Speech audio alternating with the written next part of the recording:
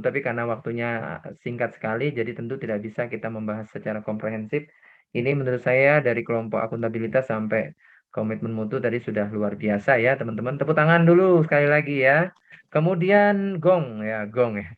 Penutupnya ya, saya persilahkan ini anti korupsi ya, anti korupsi. Saya persilahkan.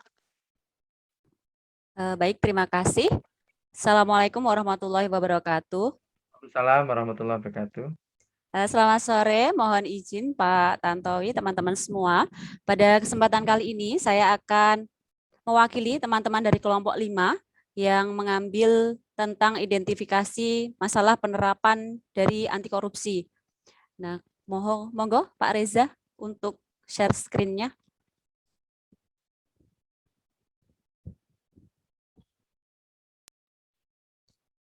Baik, kami dari kelompok 5 terdapat 9 anggota, berbeda dari teman-teman yang tadi 8, kami 9. Yang pertama ada Ibu Rizkiatus Solehah, kemudian yang kedua ada Bapak Roni Abdul Aziz, yang ketiga ada Bapak Roydita Reza Anggara, keempat Pak Solihin, kelima Bu Sugiyati, keenam Butin Asridah, ketujuh saya Titih, kemudian ke-8 Ibu Wuri Puspitasari, dan ke-9 Ibu Rima Widyaningsih. Sebelum memasuki ke materi atau tentang identifikasi kami mengenai hambatan-hambatan yang ditemui dalam penerapan anti korupsi, monggo sama-sama kita melihat video yang akan ditayangkan terlebih dahulu.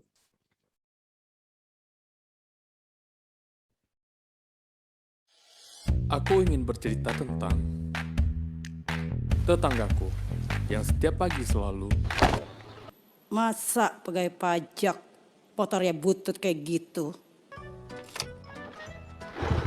Kerenan juga motor anak saya. Baru lagi. Mak, cicilan motor udah jatuh tempo nih. Ini anak nyusahin aja. Mari Bu. Mari. Ya, ada saja kejadian aneh setiap pagi di depan rumahku. Sama kayak dulu pas pertama pindah kos. Orang baru ya, Dek? Iya Bu, saya baru ngekos. Kerja di mana? Saya pegawai kantor pajak Bu. Oh, PNS. Banyak duit dong. Enggak kok Bu, biasa aja. Nggak percaya. Gak tahu apa yang membuat si ibu begitu sentimen sama PNS. Mungkin... Sabar Mas, si ibu memang selalu sensi sama PNS. Soalnya dulu dia punya banyak pengalaman buruk. Setiap mau ngurusin itu selalu pakai duit. Mulai dari anak SD, SMP, SMA, semua pakai duit. Gimana gak kesel dia? Kasihan juga ibu itu. Seharusnya kan segala bentuk pelayanan di pemerintahan itu gratis. Dan akhirnya, selamat pagi Bu, ada yang bisa saya bantu? Kamu? Silahkan duduk Bu. Akhirnya saya punya PWP. Sebentar ya, Dek. Ini, Dek. Waduh, apa ini Bu? Biasa, saya udah paham kok. Maaf Ibu, ini namanya gratifikasi. Kami sebagai ASN tidak bisa menerimanya, karena ini berlawanan dengan kewajiban kami. Sudah menjadi hak Ibu sebagai wajib pajak untuk menerima pelayanan dari kami. Oh, benar seperti itu, Dek. Dan sejak saat itu... Na. Bu, Dek bagus. Sudah pulang. Tina. semua berubah menjadi indah. Ku tolak gratifikasi, ku dapat calon istri. Ya, baik. Begitu tadi videonya teman-teman. Intinya dari video itu judulnya adalah Ku tolak gratifikasi, ku dapat calon istri. Itu salah satu contoh dari penerapan sistem anti korupsi yang ada di negara Indonesia. Baik, secara lebih lanjut akan saya jelaskan hasil tadi diskusi kami.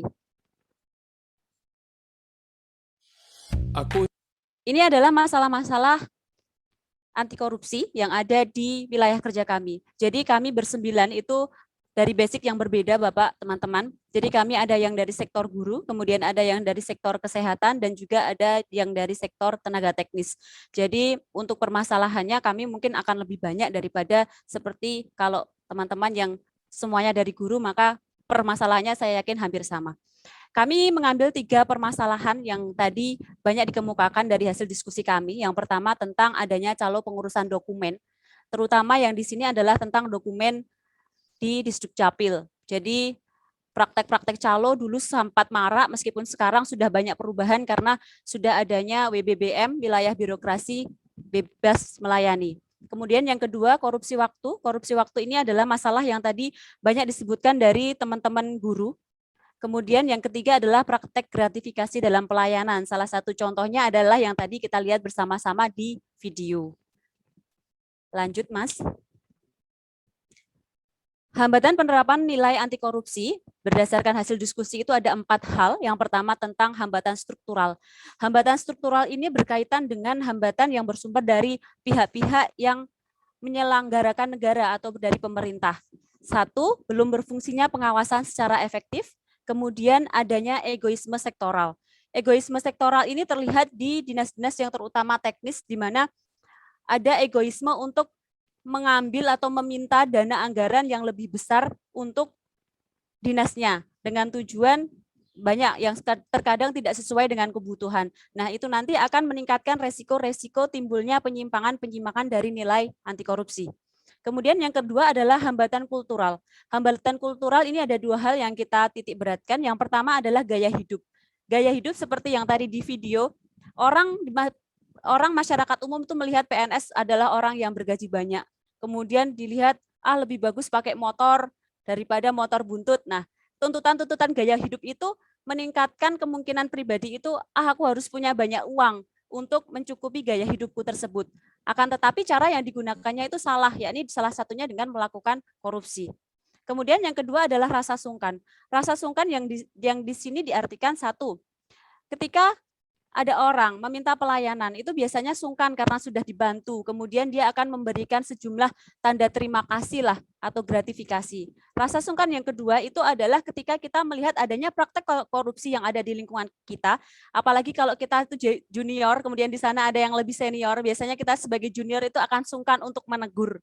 Nah, rasa-rasa sungkan itu juga menjadi hambatan yang secara kultural jelek, itu akan meningkatkan terjadinya praktek korupsi di lingkungan kerja. Kemudian yang ketiga adalah hambatan instrumental. Instrumen di sini yang diartikan adalah kurangnya adanya, ini terbalik ya, harusnya yang instrumental itu yang kurangnya peraturan yang mendukung dan lemahnya penegakan hukum. Sedangkan yang hambatan manajemen itu adalah kurang diterapkannya prinsip-prinsip manajemen yang baik. Di sini yang kami titik beratkan adalah nilai aneka. Jika dalam suatu lingkungan kerja dia menerapkan sistem aneka, transparansi, tanggung jawab, maka praktek korupsi itu akan semakin kecil. Next, Mas. Lanjut, Pak Reza. Kemudian solusi untuk mengatasi hambatan penerapan nilai anti korupsi, yang pertama adalah solusi normatif. Solusi normatif ini terdiri dari yang pertama, penegakan hukum. Penegakan hukum adalah salah satu yang wajib ditegakkan, yang wajib lebih dipertegas lagi untuk memberikan efek jera bagi orang-orang yang telah melakukan tindak pidana korupsi. Sehingga ada rasa pengalaman bagi orang lain, oh ternyata ketika melakukan korupsi hukumannya segini, maka bisa dijadikan contoh agar dia tidak bersikap seperti yang tersangka tadi. Kemudian yang kedua, pembinaan SDM. Pembinaan SDM di sini yang dimaksudkan adalah secara berkala kita harus melaksanakan kapasitasi dari SDM-nya. Kapasitasi apa? Kita harus meningkatkan kesadaran dari supaya dia tidak melakukan korupsi. Nah, di wilayah-wilayah seperti di Disdukcapil itu sudah melaksanakan WBBM, itu salah satu bentuk kerjasama dan kemudian juga komitmen bersama untuk menjadi wilayah birokrasi yang dia bebas melayani, jadi dia sudah tidak ada praktek-praktek seperti gratifikasi, kemudian praktek-praktek yang lainnya. Lanjut, Mas.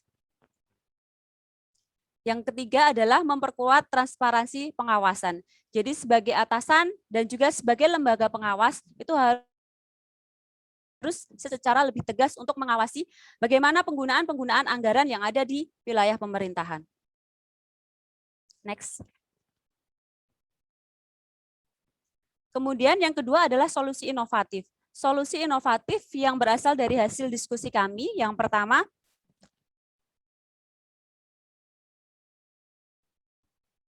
integrasi pelayanan publik.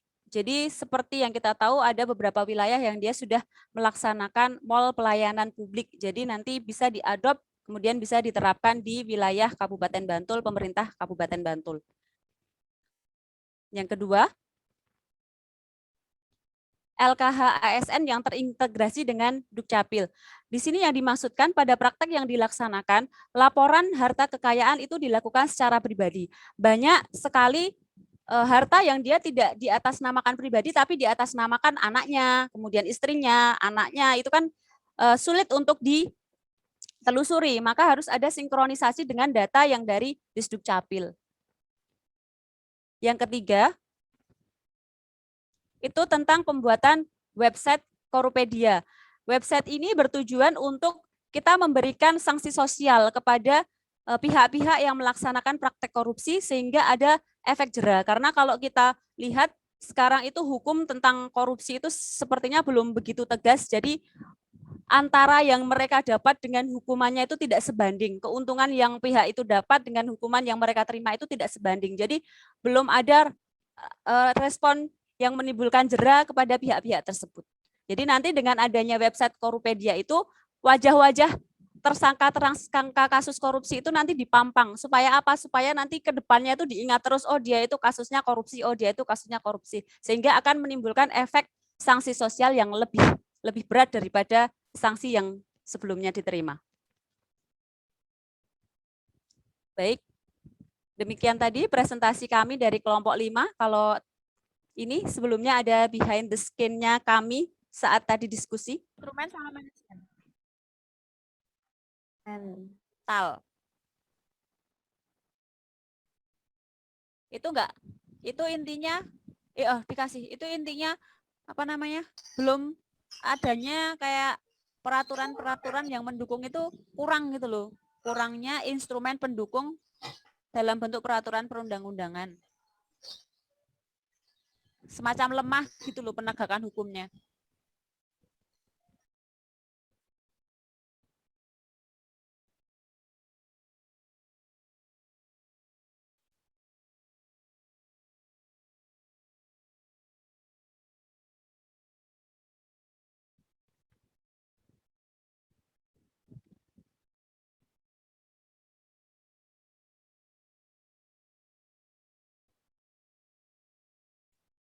Baik, demikian tadi teman-teman hasil dari diskusi kami.